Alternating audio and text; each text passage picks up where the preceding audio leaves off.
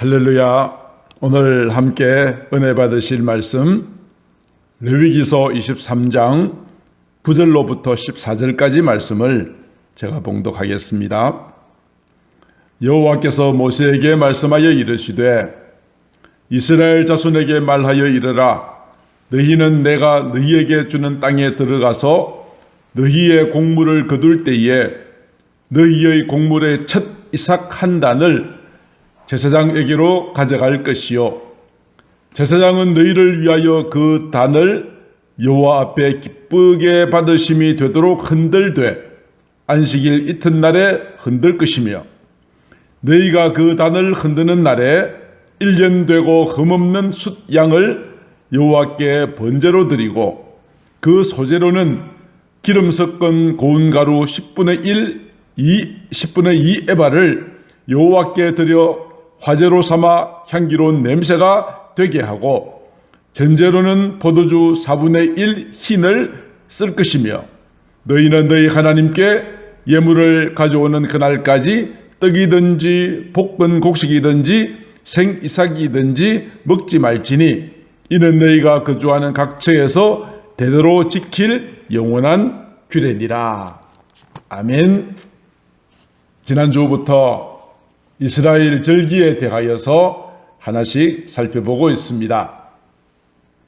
이스라엘 백성들이 지키는 성경에 기록된 절기는 사람이 필요해서 만든 것이 아닙니다. 하나님께서 이 절기를 제정하셨고 지키라고 하신 여호와의 절기입니다. 왜 하나님께서 그 절기를 제정하시고 지키라고 하셨는가? 우리가 이 절기 가운데에서 이 절기를 제정하신 하나님의 뜻을 분명히 알아야 합니다.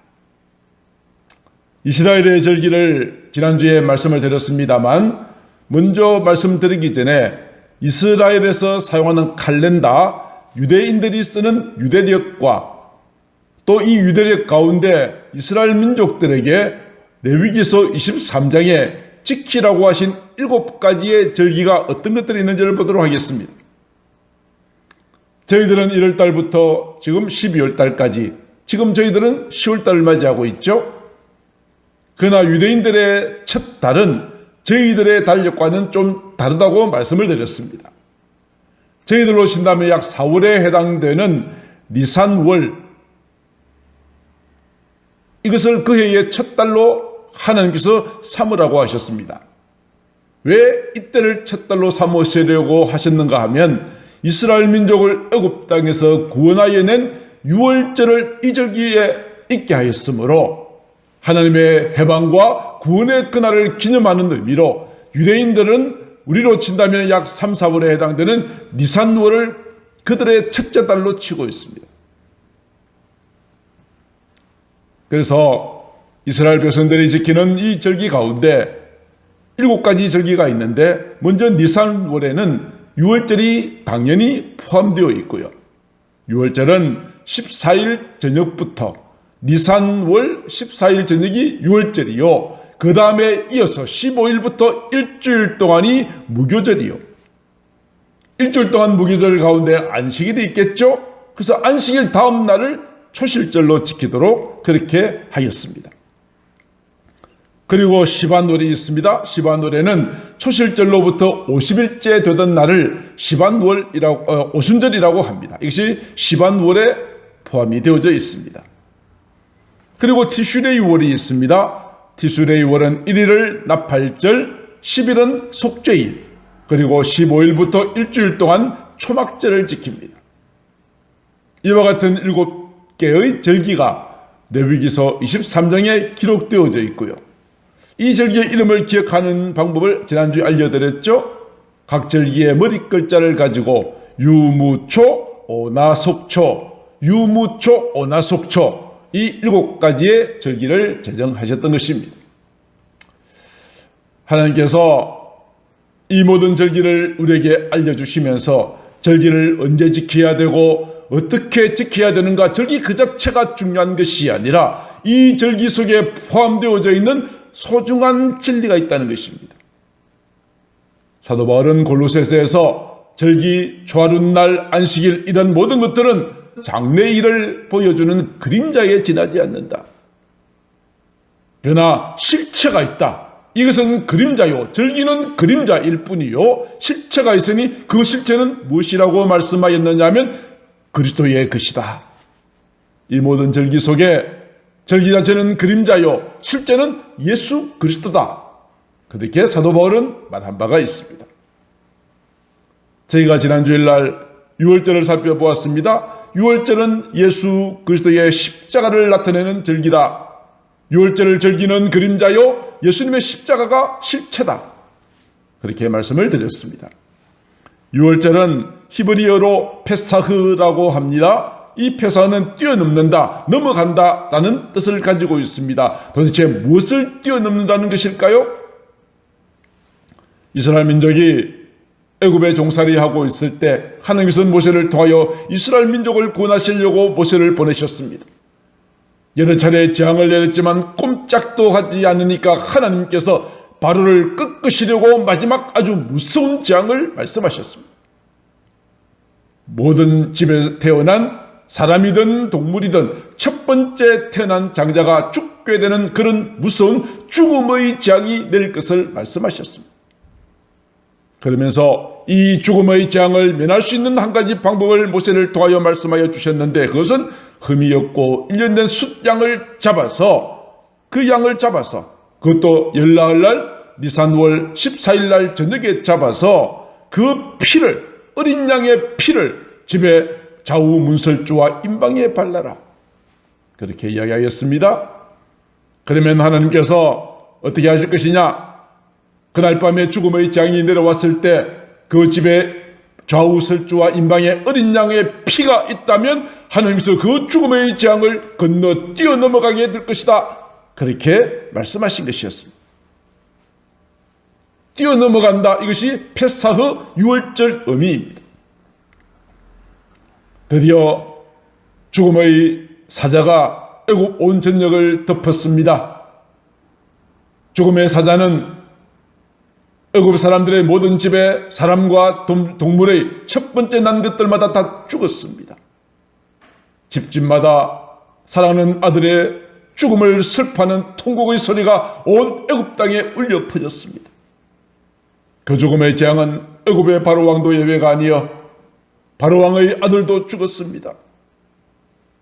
이렇게 되어지자 그동안 고집스럽게 이스라엘 백성들의 해방을 막았던 바로 왕도 마침내 어쩔 수 없이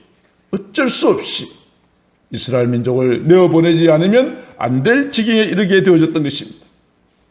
무려 430년간 종살이하였던 이스라엘 민족들이 마침내 해방되는 날, 종살이에서 해방되는 날과 함께 죽음의 재앙에서 구원받은 날, 그날을 기념하는 절기가 유월절이었다 하는 것입니다. 해방의 날이요 구원의 날입니다. 이 유월절이 포함된 그 달 니산월을 그 해의 첫 달로 삼으라고 하신 것은 하나님의 구원과 해방의 그 감격을 잊지 말고 기억하라는 의미가 되는 것이죠. 이 유월절은 그림자입니다. 그렇다면 그 실체는 무엇일까요? 이스라엘 백성들도 마땅히 애굽에서 종살이하면서 죄를 지었고 우상을 섬겼기에 저들도 마땅히 죽음의 재앙을 피할 수 없었지만은 어떻게 이 모든 죽음의 재앙을 뛰어넘어가게 할 수 있었던가요? 어린 양의 희생의 피, 어린 양의 죽음. 하나님께서는 죽음의 재앙을 이스라엘 백성들에게 내리는 대신에 어린 양을 잡아서 피를 발라 문지방에 임방에 설주에 바르게 되면 죽음의 재앙이 넘어간다 했으니, 이스라엘 백성들이 마땅히 죽어야 할 그 모든 죄를 하나님께서 어린 양에게 쏟아 부으셨던 것입니다. 어린 양은 우리의 모든 죄를 대신하여, 이스라엘 민족들의 모든 죄를 대신하여 죽어갔던 것입니다. 죽음과 희생의 피, 이것이 이스라엘 민족의 죽음의 재앙이 넘어가게 한 유월절의 놀라운 축복인 것이죠. 이스라엘 민족들이 애굽의 종살이에서 해방되어 나올 때에 한 마리의 어린 양이 이스라엘 민족의 모든 죄를 대신하고 죽어서 피를 바름으로 죽음의 재앙이 넘어갔던 것처럼, 이사야 선지자는 장차 올 메시아에 대하여서 이렇게 예언하였습니다. 우리는 다 양 같아서 그릇 행하여 각기 제 길로 갔거늘 여호와께서는 우리 모두의 죄악을 그에게 담당시키셨도다. 어린 양 한 마리의 죽음으로 이스라엘 민족이 죽음의 장을 넘어갔던 것처럼 저와 여러분들의 모든 죄를 우리 주 예수 그리스도에게 담당시키시고 내가 죽어야 할 그 자리, 내가 흘려야 할 피, 내가 당해야 할 수치와 모욕과 침뱉음, 이 모든 고통을 주님께서 대신 당하셨다. 유월절 어린 양은 곧 무엇을 의미하는 것입니까? 나의 죄를 대신하여 십자가 위에서 죽으신 예수님의 보혈의 피, 십자가의 그 은혜를 기억하는 절기가 유월절이었다라고 말씀을 드리십니다. 예수님께서 공적인 모든 생애를 시작하실 때 세례 요한이 예수님을 향해서 외쳤던 말이 있습니다. 보라, 세상 죄를 짊어지고 가시는 하나님의 어린 양이로다. 이 말 속에 이 어린 양은 유월절날 죽어갔던 바로 그 양을 연상케 하는 것이요, 한 마리의 양이 죽음으로 이스라엘 민족들이 죽음의 장이 넘어갔던 것처럼 어린 양 되시는 예수님의 십자가 죽음의심으로 말미암아 우리 모두의 죄악이 다 용서함을 받고 하나님이 세상을 이처럼 사랑하사 독생자를 주셨다. 어린 양 예수 그리스도를 우리에게 주셨다. 누구든지 그를 믿는 자마다 그가 나의 죄를 대신하여 십자가에 못 박혀 죽으셨다는 그 사실, 이것을 믿고 회개하는 자마다 멸망하지 않고 영생을 얻게 하여 주셨다.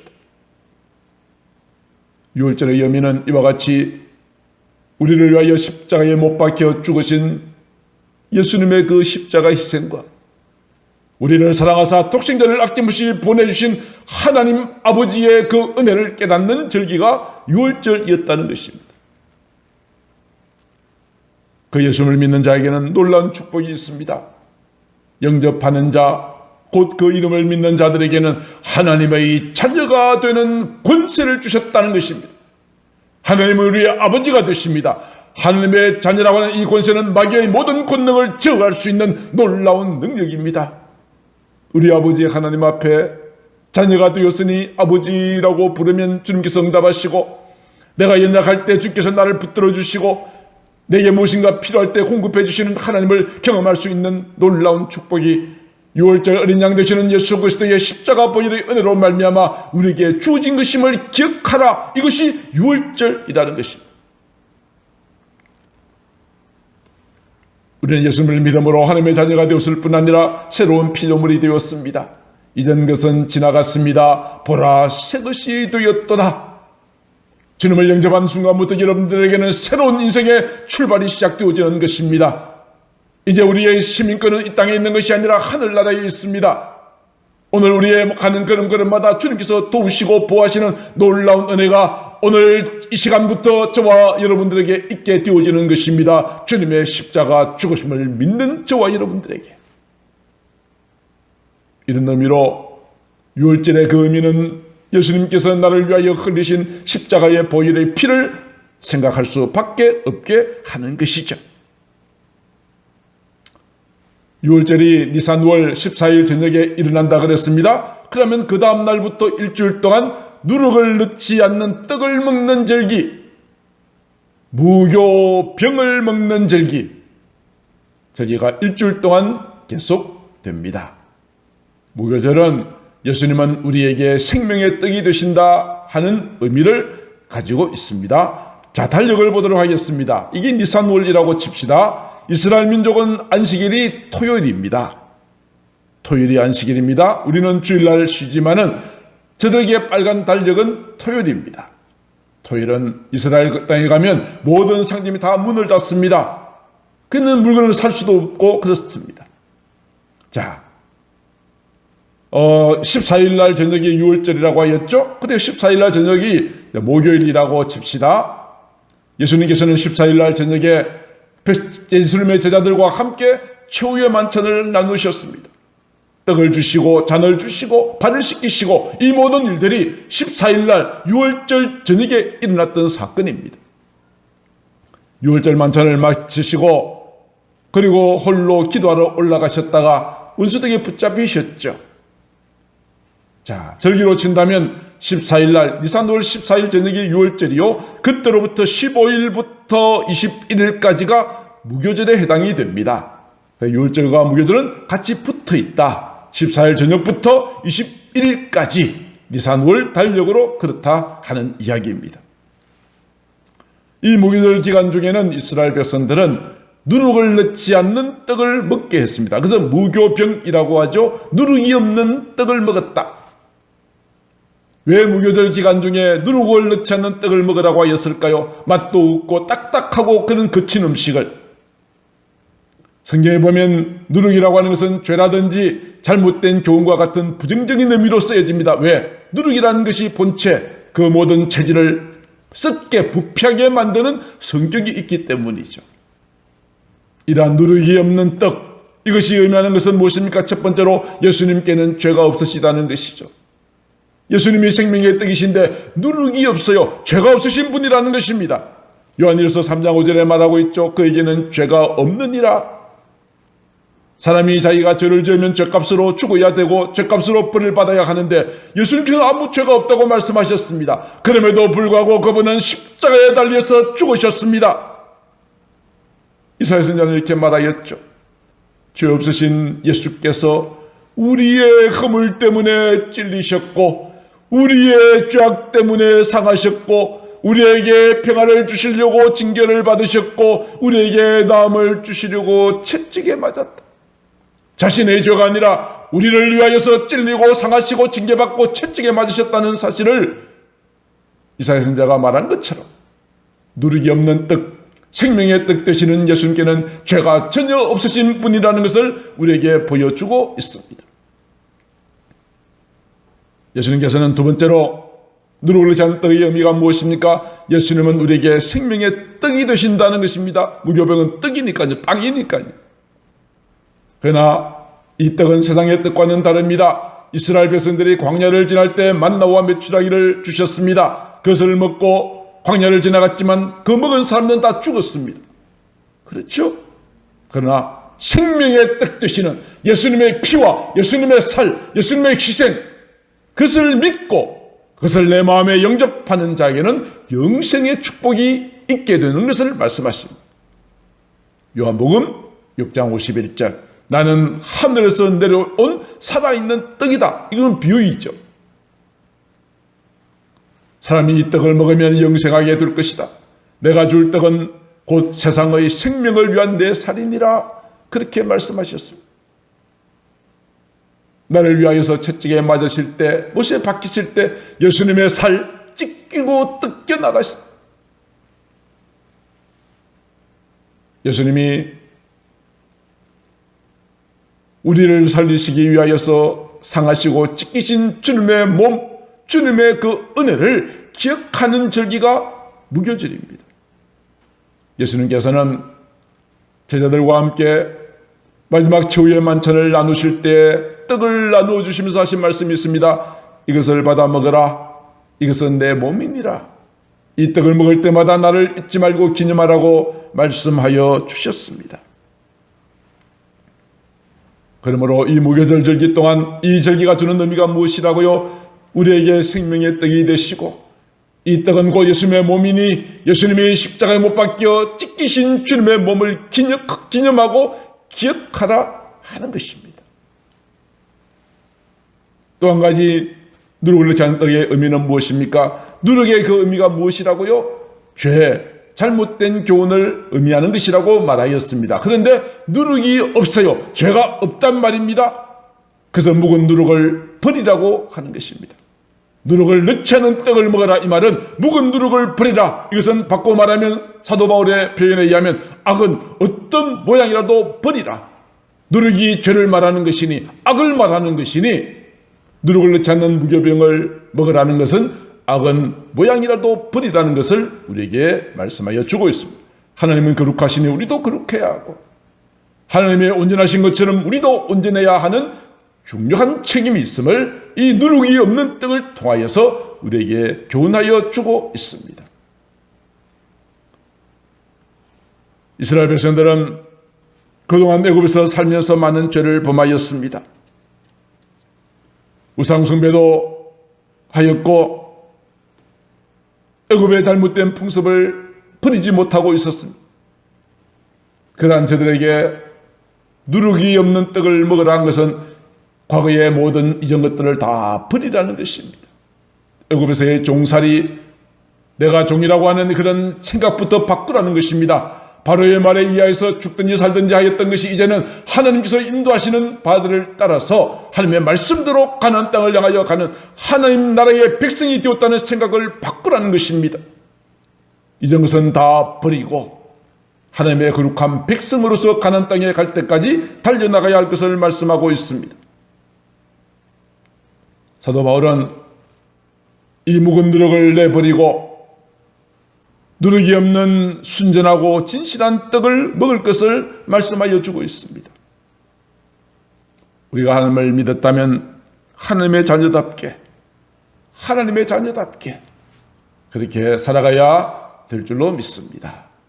이와 같이 무교병은 예수님은 죄가 없으신 분이시다, 너희들의 과거의 모든 묵은 누룩을 내어버리라, 예수님은 우리에게 영생을 주시는 생명의 떡이다, 이것이 무교절의 실체입니다.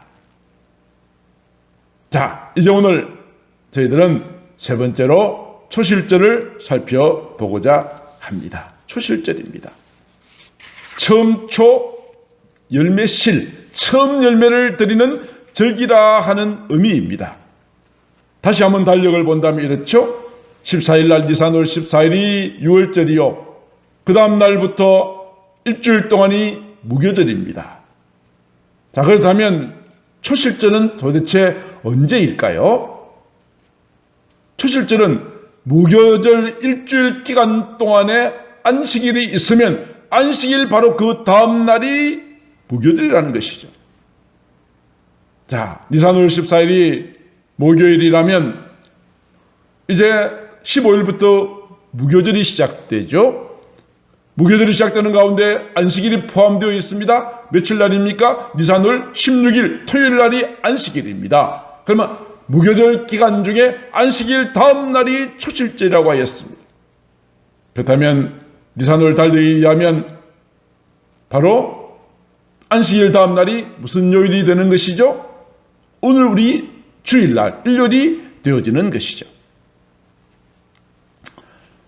이렇게 초실절은 한 해 동안에 농사를 하고, 우리도 과거에 먹기 어려웠던 시절에, 가난했던 시절에 보릿고기라는 것이 있었죠. 작년에 농사했던 거 다 먹고 이제 장독이 바닥이 드러날 그 무렵, 보리가 이제 추수될 때까지 그들은 정말 음식을 아껴 먹어야 되고 굶어야 했습니다. 힘들었던 보릿고개 지나고 이제 마침내 보리를 추수하기 시작할 처음 추수를 시작하면서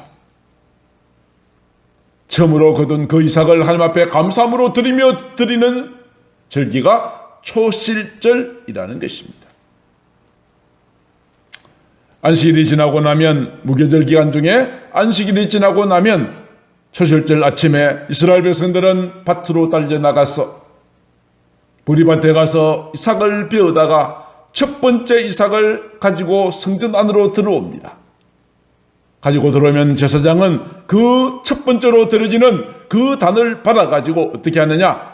레위기서 23장 11절에 의하면 그 단을 여호와 앞에 기쁘게 받으심이 되도록 흔들어. 그리고 언제요? 안식일 이튿날, 초실절이죠. 안식일 이튿날이 초실절입니다. 그런데 어떻게 드리라고요? 흔들라고 말하고 있습니다.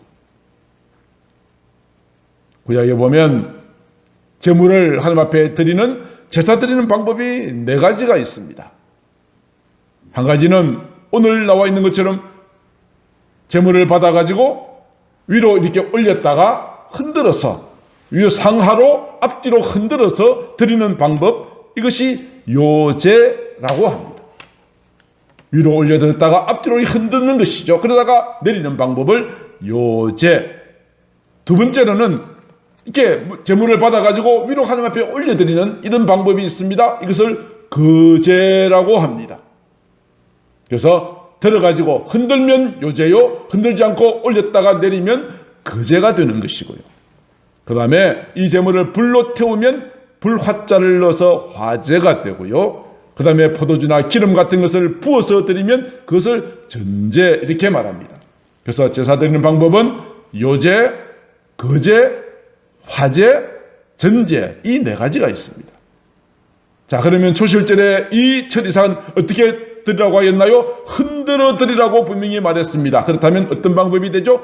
요제로 드렸다 하는 것을 알 수 있습니다. 요제의 방법으로 그 단을 드리고, 드릴 때 무엇을 함께 드립니까? 흠이 없는 숫 양을 잡아서 가죽을 제외한 나머지를 다 가죽은 벗기고 나머지는 다 불로 태워드리는 그런 뭐죠? 화제가 되죠. 방법은 화제고, 가축을 잡아서 불로 드리는 제사를 번제라고 합니다.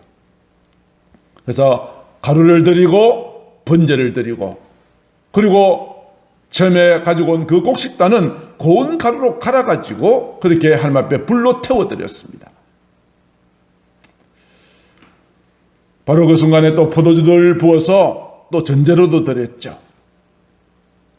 그래서 초실절 되면은 소제, 번제, 전제 이런 다양한 방법들을 동원하여서 초실절을 지키게 하였습니다. 이것이 초실절 어떻게 지키라고 하는 내용입니다. 그런데 아까 말씀을 드렸죠. 초실절 이 절기는 그림자다. 실제는 무엇이냐? 초실절은 예수님의 부활을 나타낸다라고 말씀을 드렸습니다. 초실절과 예수님의 부활이 무슨 관련이 있을까요? 자, 우리가 여기에 대해서 말씀을 드리기 전에 우리가 사도신경을 우리가 고백하지요. 그 고백하는 내용 가운데 이런 것이 있습니다. 장사한 지 사흘 만에 죽은 자 가운데서 다시 살아나셨다. 이것은 예수님의 부활을 의미하는 것이죠. 그리고 우리가 사도행전의 끝부분에 가면 몸이 다시 사는 것과 이렇게 되어 있어요. 앞부분은 예수님의 부활을, 그리고 끝에는 우리의 부활을 함께 말하고 있습니다. 초실절이 예수님의 부활과 관련되어졌다라고 제가 말씀을 드렸는데, 사도 바울은 이런 표현을 쓰고 있어요. 고린도전서 15장 20절에 예수님의 부활에 대하여서 잠자는 자들의 첫 열매가 되셨다라고 기록하고 있어요. 잠자는 자들의 첫 열매가 되셨다. 첫 열매라고 하였으니 그 다음에 계속하여 추수가 되고 많은 열매가 수확될 것이라는 것이 전제로 깔려 있습니다. 예수님의 부활이 첫 열매라면 그 다음에 부활도 있다는 의미입니다. 그렇겠죠. 첫 이삭을 드리는 것은 나머지 계속하여 추수할 것에 대하여 그렇게 대표로 드리는 것이죠. 처음 이삭을. 그런데 예수님의 죽으심이 잠자는 자들의 첫 열매, 죽은 자가 죽으셨다가 다시 살아나신 것처럼 또한 우리도 다시 살아나게 될 것을 보여주신 것이죠.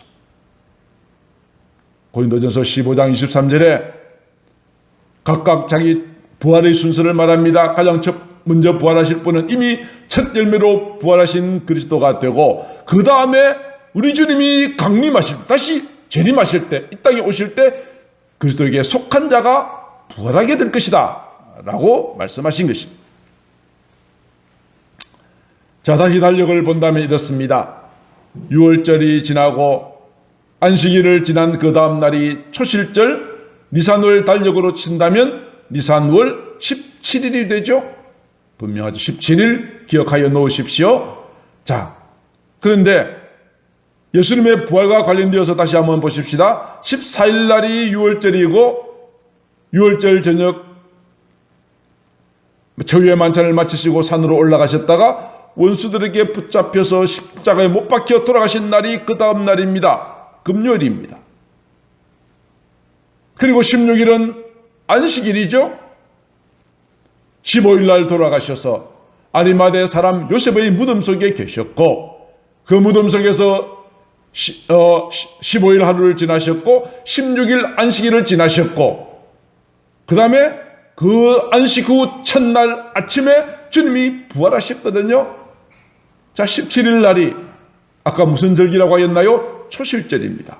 아, 그렇구나. 우리 주님이 부활하신 날이 초실절 날이었구나.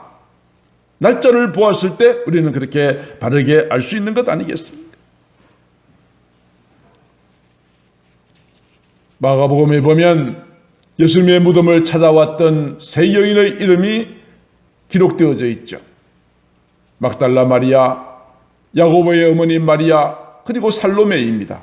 이 세 여인이 예수님의 시체에 발라드리기 위한 향품을 가지고 찾아갔던 때가 언제입니까? 안식일이 지남에, 안식일이 지났습니다. 그리고 안식 후 첫날, 이때가 절기가 어느 때였다고? 초실절이었죠.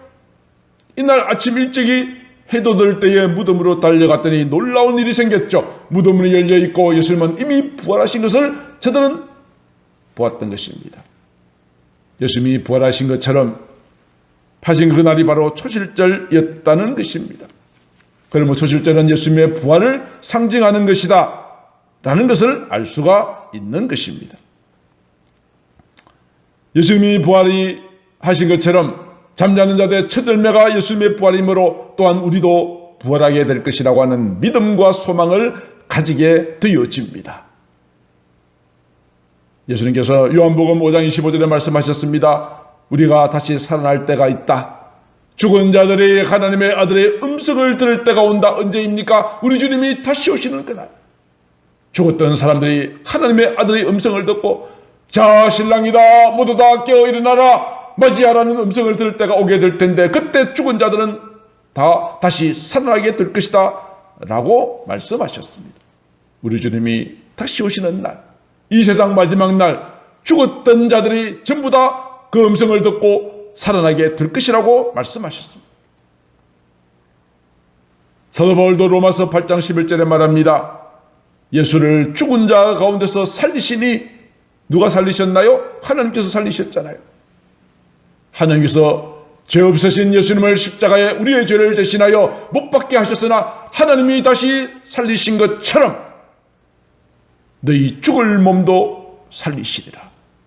우리도 다시 반드시 부활하게 될 것을 사도 바울도 그렇게 말씀하였습니다. 사랑하는 성도 여러분, 우리가 이 세상에 사는 것이 전부라고 한다면 정말 억울할 일이 많을 것입니다. 불의한 자가 잘되고 악한 자가 흥하고 선한 자, 말씀대로 사는 자가 고통을 당하는 이 모든 이 불합리함. 그러나 주님이 다시 오시는 날 모든 죽은 자들이 다시 살아나 하나님의 심판대 앞에 서는 날, 지난날의 모든 부조리했던 것을 완전히 100% 역전시키고 만회하는 놀라운 일이 생겨지게 될 것입니다. 예수님께서 이렇게 말씀하셨습니다. 속에 있는 자가 그의 음성을 들을 때가 온다. 아까 그렇게 말씀을 드렸죠. 음성을 듣고 나면 모두가 다 부활하게 되는데 부활에는 두 종류가 있다. 하나는 무엇이냐? 생명의 부활이 있고 심판의 부활이 있다. 모든 죽은 자가 다 살아나 일어나지만 생명의 부활을 맞이한 자들은 예수 그리스도의 신부가 되어 천성에 올라가서 영원토록 주님과 함께 영생 복락을 누리며 살아가게 되겠지만 이 세상에서 하나님을 믿지 않고 짐승의 표를 받고 악하게 산 자들은 다시 사나 영원히 끊이지 않는 지옥의 심판의 부활로 오게 될 것이라고 말씀하여 주셨습니다. 사랑하는 성도 여러분, 저는 오늘 이 시간 이 말씀을 증거하면서 이곳에 계신 우리 모든 성도님들 한 분도 빠짐없이 모두가 생명의 부활자가 되셔서 이 땅에 사는 날 동안 믿음 생활하는 것이 어렵고 힘들었지만 주님의 위로하심을 받고 주님의 품에 들어가 영원토록 안식을 누리는 귀한 축복의 주인공 되어줄 수 있기를 주의 이름으로 축복합니다. 악한 자들, 그들이 잘되는 것으로 부러워하지 마십시오. 주님이 다시 오시는 날 저들은 심판의 부활을 받아서 영원한 지옥의 형벌을 면하지 못하게 될 것입니다. 말씀을 마칩니다. 이미 제가 말씀을 드린 바처럼 절기는 그림자요 실천은 예수 그리스도라고 이야기하였습니다. 6월절, 이것은 무엇을 의미합니까? 예수님의 십자가, 그분의 죽으심과 그분이 흘리신 보혈을 의미합니다. 어린 양의 피가 이스라엘 민족의 죽음의 장을 넘어가게 하셨다. 예수님은 우리를 위하여 십자가에 못 박혀 죽으시고 보혈의 피를 흘리셨던 것을 6월절 절기를 통하여 기억하라고 하신 것입니다. 그 다음에 무슨 절기가 있었죠? 무교절이 있었습니다. 무교절, 예수님은 생명의 떡이 되신다. 나를 위하여서 죄 없으신 예수님께서 살찌 깨시고 죽으신 주님의 몸을 기억하라. 오늘 살펴본 초실절은 무엇입니까? 예수님은 잠자는 자들의 채들매가 되셨다. 예수님이 부활하셨고 또한 우리도 부활하게 될 것이다. 그 부활의 날을 꿈꾸면서 사랑하는 성도 여러분들이여, 우리가 영광스러운 부활의 그 아침을 기대하면서 오늘 주어진 매 순간순간 하나님의 은혜를 감사하시면서 살아가시는 저와 여러분들이 다 되실 수 있기를 주님의 이름으로 축복합니다. 우리도 반드시 다시 부활하게 될 것입니다. 생명의 부활로 주 앞에 서는 영광스러운 그날을 기대하시는 저와 여러분들 되실 수 있기를 주님의 이름으로 축복합니다. 기도드리겠습니다. 사랑하는 하나님 아버지, 우리를 위하여 십자가에 못 박혀 죽으신 예수님께서 다시 영광스러운 몸으로 부활하게 될 것을 초실절 절기를 통하여 깨닫게 하심을 감사합니다. 예수님이 잠자는 자들의 채들매가 되시어 또한 우리도 마지막 날 주님 오시는 그날 영광스러운 생명의 부활의 축복을 누리며 살아갈 수 있게 됨을 믿사오니 아버지 하나님, 지금 내가 어렵고 힘들지라도 영광스러운 그날을 기대하면서 최선을 다하여 나에게 맡기신 귀한 사명을 잘 감당해 나가는 저희들이 되어질 수 있도록 축복하여 주시옵소서. 아버지 하나님, 오늘 이 아침에도 주님께서 주시는 이 귀한 말씀 내 마음 깊이 간직하고 주님의 뜻 가운데 믿음으로 살아가는 복된 성도들 되어질 수 있기를 사랑이 많으신 우리 구주 예수님 이름으로 간절히 기도드리옵나이다. 아멘.